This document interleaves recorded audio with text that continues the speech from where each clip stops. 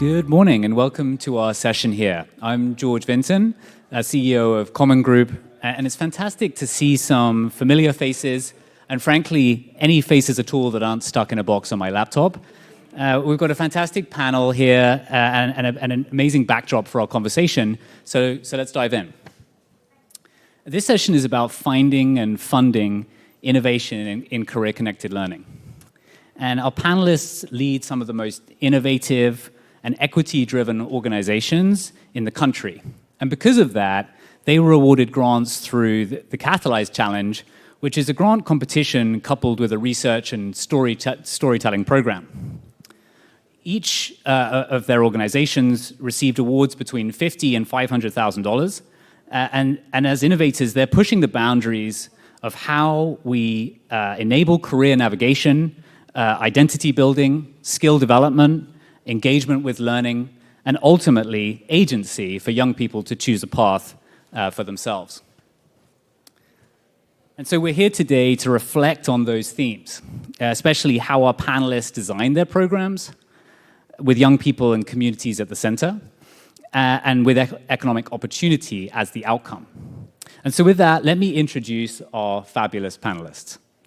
Firstly, to my left here, we've Dr. Kim Alexander, CEO of Collegiate Edu-Nation, a network of high-performing rural schools, educating, training, and empowering young people to reinvent their local economies for the 21st century. Second, we've got Dr. Naomi Boyer, Executive Director at Education Design Lab, a nonprofit co-designing and building equitable, learner-centered approaches for the future of education and learning. Next to Naomi, we've got Daquan Oliver, CEO of WeThrive, an organization dismantling economic injustice by equipping youth to start their own ventures, earn revenue, and gain mentorship through an entrepreneurial approach. And finally, we've got Dr. Lauren Thomas Quigley, Senior Advisor at Hack the Hood, an organization providing youth and communities of color with skill-building opportunities and career supports focused on the technology sector. So let's dive in, and enough of me talking. I'd love for each of you to take a moment to introduce your organizations and particularly to share the problem you're solving for young people with the Catalyze grant and how this connects with your work more broadly. Thank you, George. Yes, we're a nonprofit, Collegiate Edu-Nation, that was formed out of a model that was built in Roscoe Collegiate ISD, a little rural school in West Texas, over the past 15 years. And basically what we try to do is help small and rural districts align tri-agency, K-12 higher ed and workforce to increase post-secondary credential attainment for all students. In Texas, for example, we've got record high school graduation rates, but only 23% of those graduates earn any kind of post-secondary credential by age 24. The number's even lower, 13% in rural sectors. Estimated loss in lifetime earnings for that one cohort of graduates, $111 billion. So that's just in Texas, and then what we're finding is most of the other states that have large rural populations have similar rural dilemma. Good morning, everyone. It's great to be here with you. I'm Naomi Boyer from Education Design Lab. And I first want to say thank you to the Catalyze funders for making the work possible. And I feel super honored to be up here with my co-presenters doing the phenomenal work that they're doing in their environments. But we're all solving wicked problems. And the ones we were focused on specifically as part of this project are threefold. The first is the Education Design Lab happens to have a catalog of 21st century skills, digital micro-credentials. These are the high-need topics that we hear from employers like collaboration and oral communication and critical thinking. And so one of our problem issues that we were trying to address is how could we take what we had previously been doing in a much more adult population and see if this would be beneficial to high school students, 11th and 12th grade students, whether these digital credentials, we could establish efficacy and proof points around that. Second, the Polk County community, I happen to live there, I'm really excited to have this in my backyard. the Polk County community heard from employers through roundtables we were doing that there was a high need to address the 21st century skills. How do we do that? And so that's another wicked problem that we were trying to solve. And then what are the proof points as to whether employers will value any of these digital micro-credentials that are coming out? Will it be beneficial to helping them get into jobs and have further opportunity and potentially propel them also into further learning into post-secondary? Hey everyone, what's going on? Daquan from WeThrive here.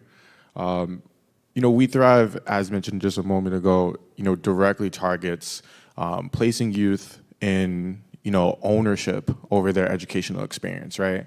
Our youth are creating real companies with the seed funding that we provide. And so right there kind of prescribes a little bit of the problems we're trying to solve.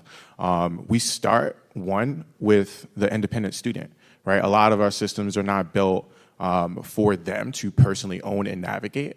And so that was one particular problem we were looking to address, right, is what does it look like to have, we use the term learner-centric, but really community-centric specifically, right, and that includes learners. And the second piece of that is what does it take to close wealth gaps throughout the country, right? And there's a few things that we focus on for sure, but specific to the Catalyze grant, it was really those two particular things is what does it take to make sure that young people have the comfort, the safety, and the cultural reinforcing mechanisms to own their pathways. And then two, what does it look like to make sure that we also have the ability to challenge some of the norms that I think the adults around them have. I can touch base on that later if it's relevant, but it's those two particular problems that we solved, and entrepreneurship is just a practice field that gives us the ability to do that. All right, thank you, everyone. My name is Lauren Thomas Quigley. I'm with Hack the Hood, and our main goal is to provide a technical and social justice learning experience for youth, Black, Latinx, Indigenous youth in the Bay Area and really around the nation, ages 16 to 25. And we really want to provide them this opportunity to get their feet wet, to learn a little bit of technical skills that are going to be transferable, gain data literacy skills. We all know that data drives every part of our lives these days, and it's a really important knowledge set and skill set. And we want to make sure that our learners have the opportunity to, one, grow, learn, and decide what pathway they might want to take, if it's in the tech sector or not. For us, with the Catalyze grant, it gave us an opportunity to co-create a learning experience with a local community college. So we provide at Hack the Hood a pre-learning experience that's in the informal setting. They spend 12 weeks with us, but they're also preparing to make that transition into a local community college. So whether they're pursuing an associate's degree or a certificate in computer science related fields, we've really had this really community-based opportunity to, again, grow pathways, give our learners exposure opportunities through a 12-month experience. Great, thank you all so much. And this conversation is really about innovation, and innovation in career-connected learning is in some ways a new and emerging topic in the US, but it's actually been a sort of undercurrent for a number of years and a number of decades, really. And so would love to hear your reflections on sort of how we get going and how we really accelerate that innovation in this space. And I guess the frame of this first sort of discussion point is, how have you all thought about designing and innovating with learners at the center? We know that that's how we really make solutions that target felt needs and ultimately get used. So how have you all built your programs with learners at the center? How have you understood their needs? And sort of how has that helped you create the programs that you operate today? Well, we try to develop a practice of, any decision that we make, what's the impact on the student? And of course, 20 years ago when I was high school principal at Roscoe, our students would do well regardless of their background in school. But for many of the disadvantaged students, walking off that graduation stage was a little bit like walking off a cliff. The next part of their, best part of their life is now behind them. So how do we redesign to alleviate that problem and close that gap, blur those lines, so to speak, between the high school diploma and a meaningful outcome in terms of degrees and certifications? And so, as we really is really redesigning the whole system, starting at age 3, to better prepare students for their future rather than our past. The minimum expectation for all students had been grade 12 since 1947, but the world has changed significantly in the last 75 years, and Bill Daggett says it'll change more in the next 7.5 years than the last 75 because of artificial intelligence. So how do we redesign our education system to address the student needs and provide a support system that leads a student into a meaningful life outcome? Yeah, and I think just to add on to that briefly, making sure that one, it's learner-centric, right? And then that the systems are designed for them, but that also it's like desired by that particular learner is key, right? I think we run up against this in our work a ton, right? Where I use a brief example everyone can relate to. You know, Uber might be thinking like, you know what I really want? You know, I want every rider to have like music blasting and playing, and I want it to be a party in that Uber, right? And that sounds amazing to Uber because they're like, you know what, we're trying to just innovate the car experience. But a lot of us don't want that, right? A lot of us just want to just be calm, especially if we're getting off of a tiring day or something like that. Nonetheless, sometimes that's exactly what our systems can do and be, right? Is like, oh, you know what I want? I want this young person to get this particular credential and grade and so on and so forth. But that's not actually what is motivating or interesting to the young person. In our work, for example, you know, it's about creating and launching companies. But our youth consistently come back and say, that's amazing, but what we really care about is like being able to claim the impact that we had, right? And so we had to design around that. The way in which we used to market to youth, for example, talked about how many revenues past youth had launched. And they were like, yeah, that's cool, but we don't really care as much. What we want to know is like, they said how many units would produce this change, how much of that happened in the community. And so we need to shift towards that. And so I think that's also part of being learner-centric is just listening and actually building for what they really want and figuring out how to reconcile that with the impact as well. So at Education Design Lab, we use human-centered design thinking as the basis for what we design. We're talking about innovation here. That means that we need to understand, part of what you're saying, listen, right? Really understand what the learner wants and needs to respond to the persona. And we're talking about learners that tend to not be those traditional learners that are going to go into the higher ed space. These are the folks that education has not traditionally been designed for. So as part of that human-centered design process, understanding as we move into the innovation, into the ideation, into the prototyping, and then into piloting becomes critical as a foundation for what we're doing. That makes it learner-centric. We co-design at the lab, we're a national nonprofit, we co-design with organizations and learners and employers to make sure we get to these prototypes and these innovative space that really responds to the need and the agency of the person that's engaged in the process. I really appreciate those points, and Daquan sort of said it really nicely, and the way that we think about that is efficacy follows adoption, right? Something can't be effective if people don't want to use it. And in what we hear increasingly, I think, from young people, and I've heard it actually at this conference, is, we want agency to choose the path that's right for us. We don't want to follow a prescribed pathway. We don't want to end up in a job that you tell us we should end up in because it pays 45K. We want to end up in a job that is interesting to us, is personally fulfilling, right, and helps me get to where I want to go. And so, I wonder how you all think about that, because sometimes it comes into tension with what we think of in terms of economic mobility or economic opportunity, right? We're looking at career outcomes, we're looking at placement rates, we're looking at earnings gains, and so on. So how do you all think about the agency of the learner in your work? How have you helped to design, or how have you designed that into your programs? How have you enabled folks to choose their paths with some of the work that you do? Yeah, I'll start out. So when we're thinking about our curriculum at Hack the Hood, we're both learner-centric and thinking about their agency by introducing them and to the technical aspects of the topics and issues that they know and that they care about. And, these young people, 16 to 25, they are more than digital natives. They were probably, tracked with an app before they arrived, right? So they have a different kind of relationship with technology, but they also have a different sense around issues of racial and social justice. So we're really thinking about, one, how can we bring in those issues? How can we equip them with skills for action? How can we prepare them to, choose and understand issues fully as well? We're not necessarily trying to point them in a specific direction, but we want them to be able to have a good sense of both the technical skills as well as the social impacts that those technologies have.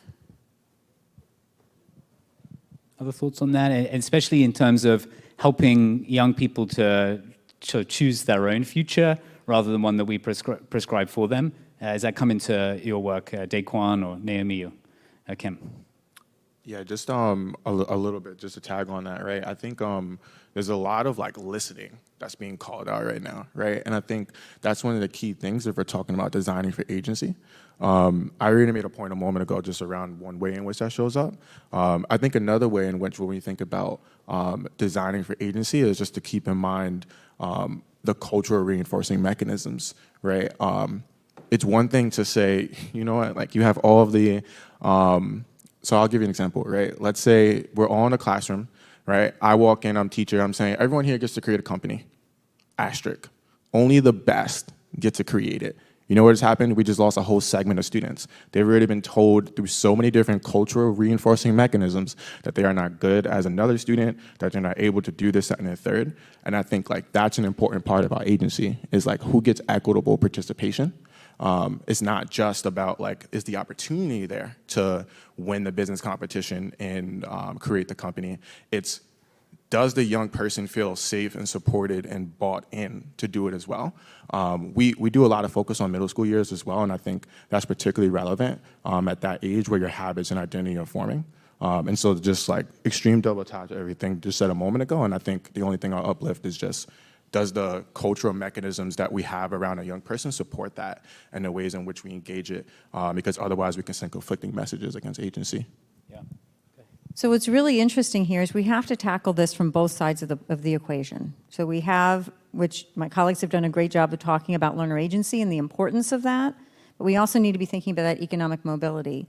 And that is engaged, it's the engaged learner, but it also matters to what is important in that sector, in that region, so that that individual who completes whatever the certification or the program is, gets out and is able to get a job. What is driving that marketplace and what is important to those employers as well in that region? We have to think about that piece also. In the work we're doing with the Project Propel Polk, we are engaging businesses on the front end of identifying what are the highest priority 21st century skills as well as the technical skills that are needed in our community. So our business members are saying, here's what an ideal employee will look like. Here's what an ideal person will look like in a particular job role. Aggregating that information and using that as a bridge and a conduit to feed back to the educational system. Here's where you need to focus your attention on the curriculum. Here are the digital credentials that we offer that will make sense. Let's say it's critical thinking rose to the top of that list. Critical thinking is what we're going to focus on. On the other end, as folks get out with these credentials, they need to find their way into jobs. They need to be elevated. So we need to find a way that we can do a campaign with our employer segments and partners so that they're then able to receive the wonderful opportunities that are coming out from these systems. Because if it just goes into the pile of resumes and they don't say, oh, somebody has this digital credential or has this certification or has this experience, we're then not able to raise it to the top to make sure that those individuals also have the opportunities to get jobs that can help them move forward and or use those experiences as springboards into further education in the post-secondary space. Go ahead. We've got to be much more intentional. The last number I saw, 45 million Americans have 1.7 trillion in student debt, and many didn't finish the degree. And so that's the importance of aligning and having workforce at the table. What are the high-wage, high-demand jobs, and then from a rural perspective, in these regions, as we're trying to reverse that suburban movement where we've lost our best and brightest. And so education has got to be creating a more highly educated population that will lead to the innovation that leads to rural job creation. Absolutely, and I think one of the challenges that we've come across in our work is when we're funding innovation, sometimes we don't know what we're going to get from it, and there's a tendency, and it's very understandable when we're looking at grant making to try and specify what the outcomes need to be. And I wonder if you all have seen any tension there in terms of allowing for learners to find their own path, and I've heard someone describe it as sort of allow for beautiful failures. Folks that don't complete a program, for example, but actually find something new and find a new path. I wonder if you all have found tension in some of maybe the funding you've received that's very specific and very tied to outcomes versus the ability to innovate and think differently and sort of push the envelope in terms of what you're doing and how you're doing it and what that's producing. I wonder if any of you have come across that dilemma in your work. I definitely have. I think as we're innovating, measuring things the way we've always measured them is not always capable. We're not capable of doing that. We need to think about it differently. What do those outcomes look like? We want to get to outcomes. We need to talk about measurables and deliverables. And getting this work to scale, that's one of the problems. We can go back to the beginning when we're talking about problems, because when we're innovating, sometimes it's really difficult to scale these things and move it forward. So thinking about how we measure the success, what does that really look like? It may not be just completion. It may be how many do we get into jobs? And we don't really have clear ways of tracking folks as they leave high school. We were talking about this earlier, of following individuals to make sure that the work that we did had meaningful outcomes in the long run. We've got to find new ways to do this and to learn about what we're doing, particularly as we're talking about educational innovation. Yeah, I would say it's definitely the both and. Like, it's important on some level, as an educator, it matters that people finish, right? But it also matters if they have, and back to that self-determination piece, if they've made the decision, this isn't what I want to do, or this isn't, how I want to, live my adult professional life. I think that when we're thinking about, the outcomes, we also have to expand the way that we think about what are good outcomes, especially for us in the technical space. It's great if you can build a program in Python. That is awesome. But what about the social impacts? Have you thought about, what that piece of software will do for people? And that's one of the things that, that's as an important outcome as being able to build that program. So, we want to, especially when we're having these conversations, introduce our, partners to the both and when it comes to what are meaningful outcomes. Yeah, 100%. I think one of the things we talk about a lot internally as a team is just being aware of in what way could we allow like a particular grant or funding to prescribe our outcomes and therefore prescribe a set of programs, right? And then just to be aware of that very constraint itself allows us to make sure that we can, one, still be learner-centric.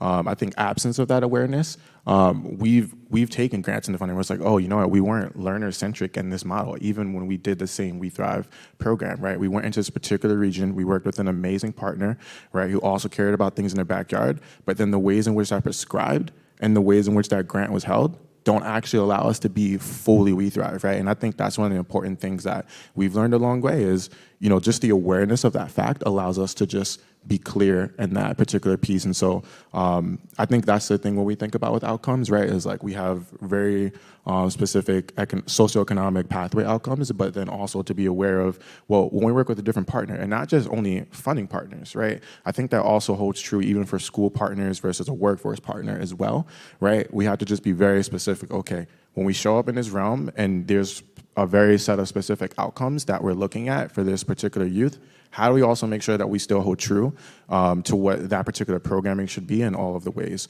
both for the learner, for the community, what WeThrive is intended to do. And so I think for us it's just being aware of what forces are we currently working with in the community to still be there. Yeah, absolutely. It starts with awareness, and if we can't do that, then we're never going to sort of make progress on the rest of it. And I appreciated Naomi's point that if we're pushing the frontiers, if we're pushing the boundaries, then by definition we A, may not know what the outcomes are, but B, we certainly can't measure them. And so that definitely is a barrier that we've seen and points on the connectivity of data systems, ability to track students, over a longer period of time beyond their education are huge barriers, and I think pieces that are being worked on in many different pockets across the country, but will also yield more innovation and more ability to understand the benefit of that innovation. So another thing that Naomi, you talked about there was scale, and all of us, sort of have the S word following us around, like how are you going to scale? And we sort of we think about it as often as we can, but often we get sort of pulled into the day to day, and then remember in 3 months' time that was the objective for our year or for our decade. And so I want to have you all reflect on this. Designing with scale in mind, right? Because we all have the ambition of serving as many learners as we can, serving in different contexts to the one that we started in.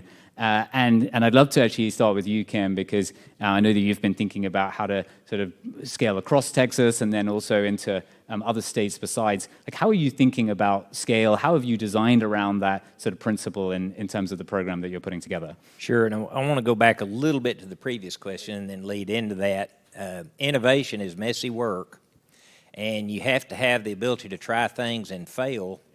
I tell people all the time there's probably easier ways to do STEM than build a veterinary hospital. But we got that thing, so we want it to be a good one. But and then you're dealing with pushback.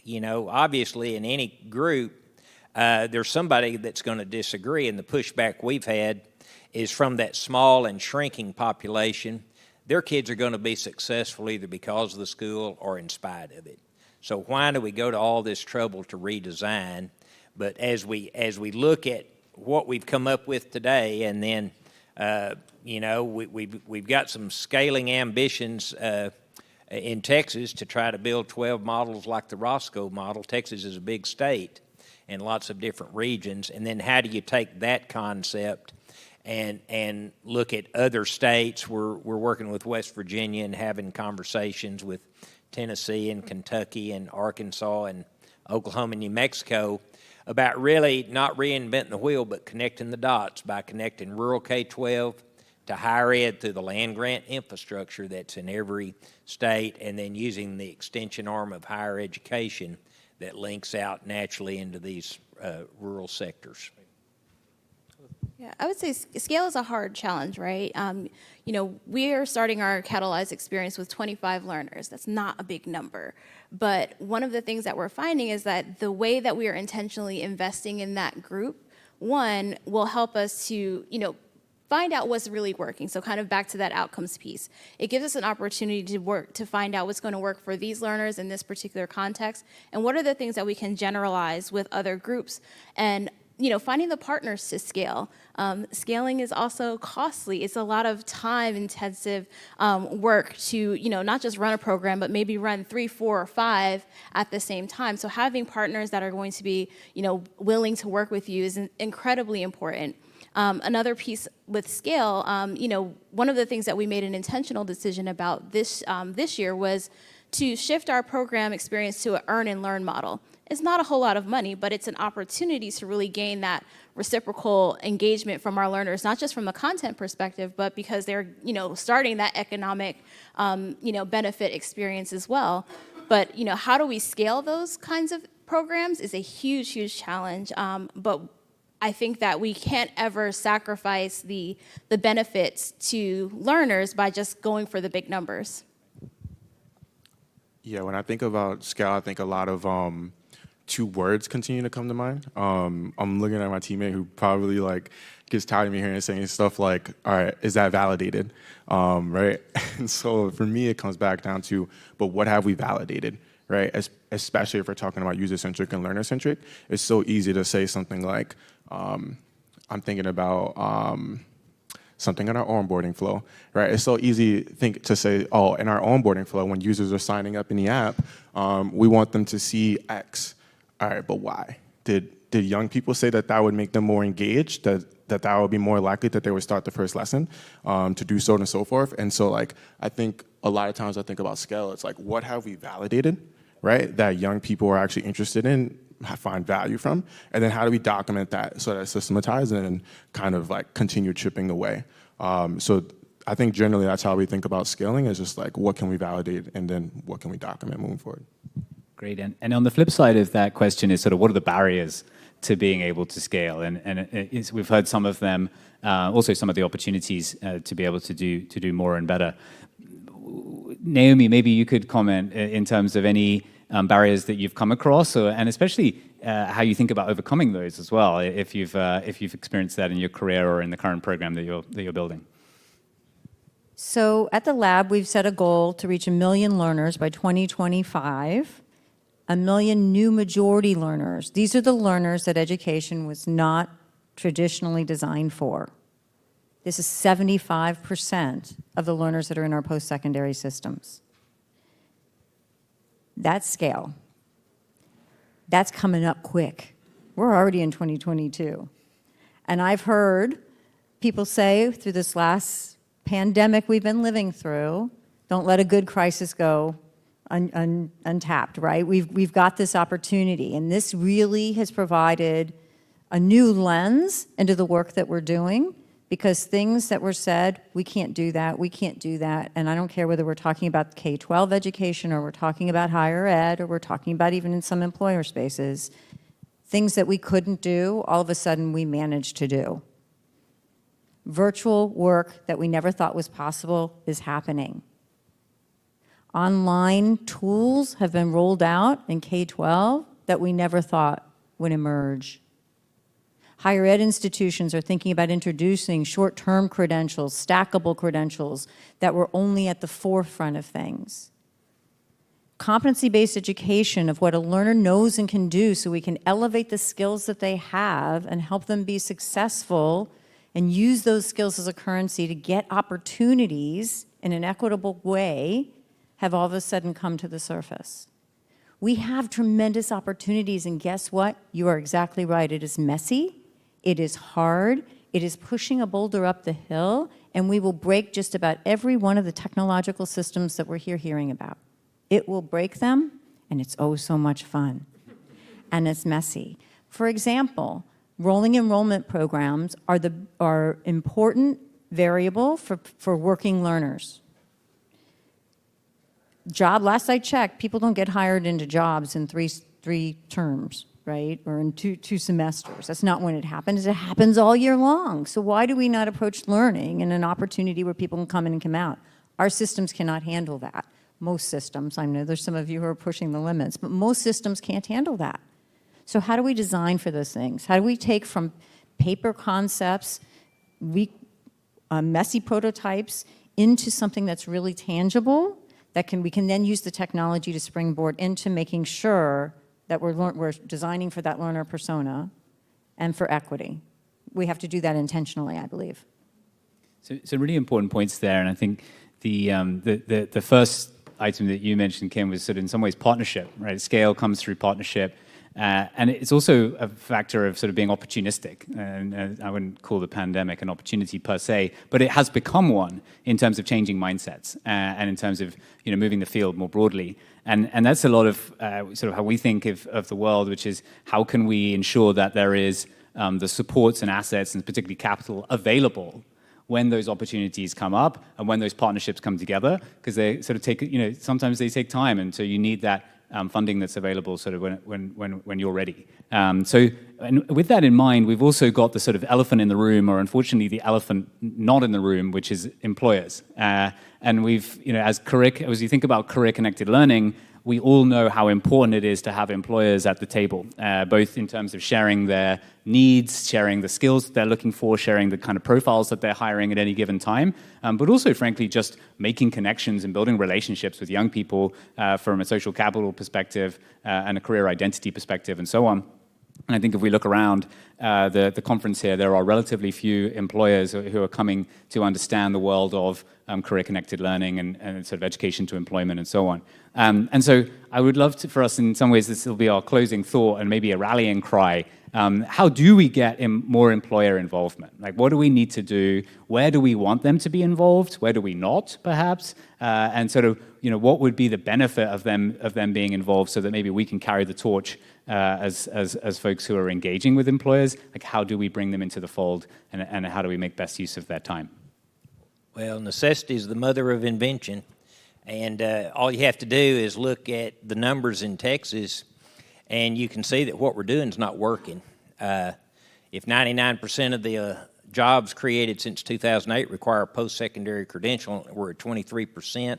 That's a 77% failure rate.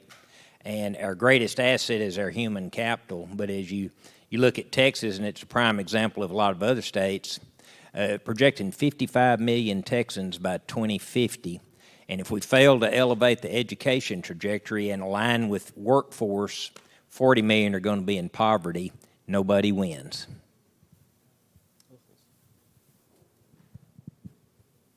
Okay, I'll go. To innovate in education, it's going to take us all. It's all the collaborations you were talking about. That's how we're going to springboard things forward. And I truly believe the conversations we're having in education about this career trajectory, about skills, about how we respond to the need is great, but it's in a vacuum. I believe employers are doing the same thing. When I'm following the threads and LinkedIn and all of the social media and the conversations that seem to be going on the employer side, the business side, the hiring side, there's a lot of skills-based discussion going on that angle as well. The problem is there's this chasm in between, and we haven't adequately bridged it because each group is talking to themselves and we're not really talking to each other, and we haven't found the motivating factors to build it together. And so that co-design feature I was talking about in building true innovation needs to happen on both sides of that equation so that we make sure, again, the learner-centric with that economic opportunity merges together in the middle. And I don't think as an education community, we've been intentional. We bring them into advisory boards, but it's sit out here and listen. It's not the true engaging work that we need to do to kind of get dirty together and solve for it together. Yeah, I think the key thing we think about, and actually back to my point earlier around community-centric, is just who is the person in question and what are we solving for? And when we follow that to its conclusion, one of the key things is, well, our solution's also employer-centric as well. Right, and I think back to the chasm you're talking about a moment ago, oftentimes lack of marrying learner-centric with employer-centric creates an inherent disconnect that's very hard to recover from. And so, an example of what employer-centric is, well, who really are the individuals, right? Is this a person? When are they working? When are they free? Virtual mentoring is a great example of what employer-centric and learner-centric can feel like, right? It can marry both availability with when also young people need, particularly coming from our most underrepresented communities, right? Many youth may not be available until 10 p.m., 11 p.m. We now thankfully live in a post-pandemic world where there are tutoring solutions for stuff like that, right? Where another professional can pick up. And so that's what I think that conversation starts with that elephant in the room around employers is just making sure the solutions are community-centric, which includes both learners and employers. Yeah, I think Daquan gave a lot of really good points there. I think that especially when we're thinking about employers, we try to bring employers into the learning experience as well. So how can we get you there so you can give that input and that direction on what should we be teaching? How should we engage them? Because we're trying to prepare our learners for jobs, for opportunities. And, what are those pathways? There's so many opportunities and so much work that could be done in the tech sector and other sectors that don't require a bachelor's degree.